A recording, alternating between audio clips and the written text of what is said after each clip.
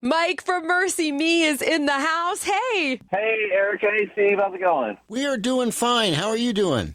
You know what? Running around like a chicken with my head cut off. I got like a day before we go back on tour and had like 3 trees fall down in my house. So I'm buying chainsaws and all the good stuff. Oh, my goodness. What happened? Did you have a storm?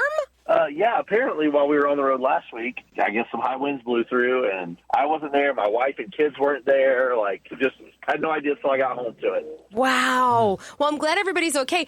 I actually want to seriously ask you how you're doing because, Mike, we hear you've got 2 teenage drivers in your house. Do I ever?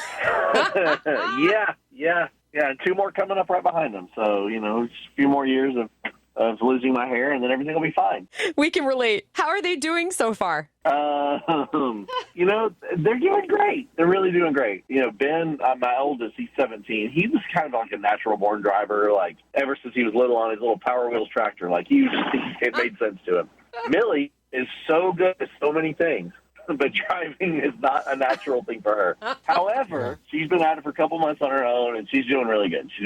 Good. Oh, that's great. We bought her a used Volvo, whereas him, it's like, oh, I don't care, a Miata, that's fine, whatever. You drive whatever you want. But my baby girl's going to be in a safe car. Yeah, it's indestructible for the most part. Yeah. So are you getting Christmas cards from your insurance agent then? Yeah, right? Yeah. Well, that's the other thing. My son is, like, way into cars. So he actually keeps buying all these little used cars to work on them and, like, turn them into whatever. And so I have to insure those as well. I'm like, okay, we're going to have to put a limit on how many little, beater cars you're allowed to buy and fix up. Wow. Has that been lucrative for him? He has made some money on them. He's turned it into a little business. So. That's impressive. Yeah. He's a go-getter. Mike, you're going to get a little break from all the car stuff. We're so happy you're coming back out west. It's like the most beautiful part of the country, like the Pacific Northwest. There's nothing like it. So Cannot wait to get back. We actually fly up to Portland this weekend and then come see you guys. It'll be so good to have you guys back here. Everybody in the world is going through so much.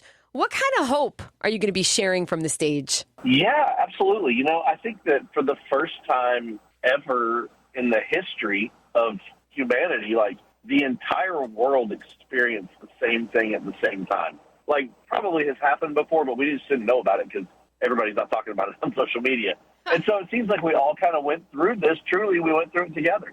And we all had the same experience in some way or another. There's definitely silver linings, and there were things to be joyful about, but there's a lot of, heavy moments. And I think I'm not somebody who's ever really dealt with depression before, but I definitely dabbled with it in 2020, and so I can definitely relate more to people who have that as a struggle, because it's like, man, that is a real thing. Like, you have no control over it. We're going to share that, we all went through it, and we all are going to come out of it if our hope is in the right place, and that's in Jesus, and he's the one thing that no matter what our circumstances do, he never changes.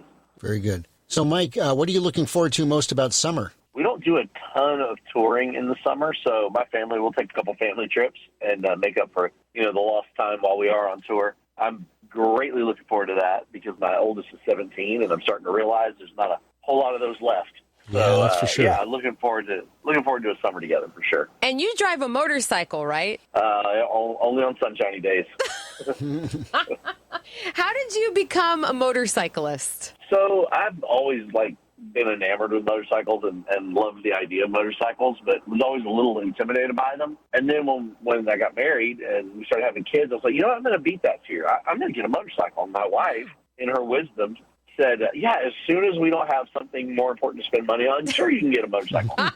We got 4 kids. There's never going to be anything that the motorcycle is more important than. So about a few years ago, I finally pulled the trigger and got my motorcycle license, and actually the entire band, we all got motorcycles, and we take them behind tour buses with us so we can get out and explore the area we're in. So I'm hoping for some nice days in the Pacific Northwest because y'all have some beautiful winding roads. And some gorgeous blue skies, too. Don't believe that it always rains here. Man, hey, in Tennessee, I'm thinking we stole your weather because it always rains here now. All right, well, one more question. So what did it feel like to beat that fear, Mike? Because I love that. It was just making a choice. It really was. Like I could convince myself of 100 different reasons why I shouldn't do it, but the ultimate reason was that I actually wanted to do it. And so I just kind of pushed through all the reasons that weren't really true. Like, if I wanted to do it, I'm going to do it. And so I'm going to put all those things aside because they're not as important as what I wanted. I think that certainly correlates to our faith life when we want Jesus more than the things that keep us down, and we realize that how much smaller they are than he is and how awesome he is. Yes. It gets pretty easy to put the fear down. But it's also, fear is pretty addicting. We get addicted to it sometimes. Wow, that's so good. Mike, the motorcyclist and guitarist from MercyMe, thanks for hanging out with us. Oh, my gosh, yeah. Thanks for spreading the word about the show. We cannot wait to get back up there. Thanks, Mike. Be safe. Take care. Thanks, guys.